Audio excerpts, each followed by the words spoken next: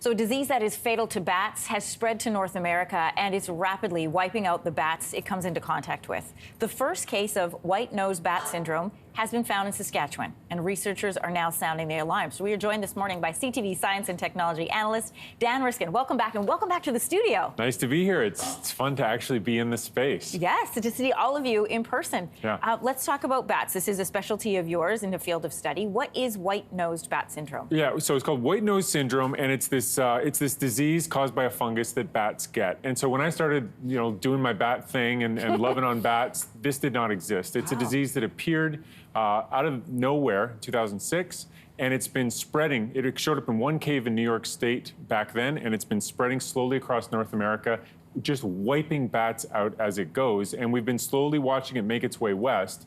And this latest development is that it's made it to Saskatchewan now. And it's heartbreaking. I have good friends. There's a good bat research community in Saskatchewan, and they just put out a paper showing that they caught a bat that was 28 years old, a little brown bat. These are slow reproducing, long-lived creatures. And so for these researchers who caught a bat 28 years ago and then caught it again wearing the same band, and were able to say, this is a bat that we've known about for this long, and now this disease has arrived that wipes out 90% of the bats that it hits. Do they know what causes it? Yeah, so it's this fungus that in Europe occurs in caves and doesn't cause any problems. But here in North America, it got into a cave and the bats their immune systems can't deal with it. And so it grows on them when they're hibernating. This fungus loves growing in cold, dark, moist places like a bat cave at about 5 degrees Celsius. These bats go into hibernation, they're totally vulnerable. This fungus grows on them, they get itchy, and because it grows on their wings and all over them. So they wake up and they sort of scratch themselves, and then they burn a lot of energy just waking up and warming up, and then they go back into hibernation, and they wake up again, and they end up running out of energy. They have their energy reserves are tapped before the winter ends, and so they starve. And this is something that gets into a cave, and it just kills like 90% of the bats, and they're all dead on the floor of the cave, and the few that emerge go into hibernation again the next year in the same cave, and that fungus is just waiting for them, and they have no special immunity. So it goes after them with those kinds of death rates again. And so it is just the most terrifying thing, and it is so heartbreaking for people that love bats. And there's no cure. There is no cure. There is a ton of work going on trying to find one, trying probiotics, trying shining ultraviolet lights in the caves, trying to find a vaccine that we might be able to give to bats, but how would we even give it to bats?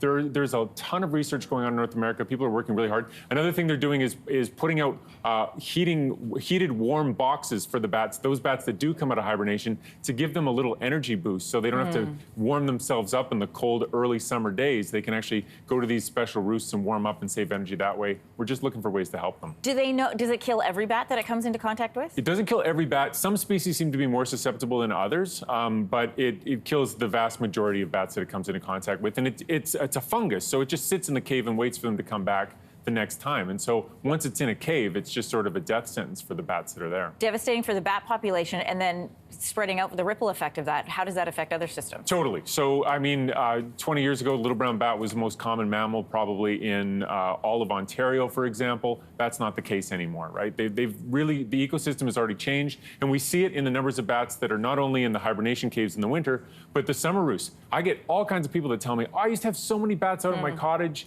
I don't see the bats anymore. And there's anecdotal evidence coming in from everywhere. People that count bats at these roosts see lower numbers. And these bats eat insects. And so if you don't have the bats eating the insects, that helps the insect populations come up. And so it's really important to fight. And I think the other thing about this that it really drives home is that for decades, there were these people that were working really hard counting bats in caves. And people were saying, why on earth do you bother counting the bats in a cave? And then all of a sudden this thing shows up and it wipes out all the bats, and we have really good data about those population sizes, and we can see exactly how important this is. And so that sort of like hard work that nobody knows why you bother, that science that people do, nobody knows why, sometimes you're glad it was done in the decades before. You know, it's great to have you here. I wish it was on a more positive topic, but we'll definitely have you back. Thanks for coming in. Look forward to it. Thanks so much.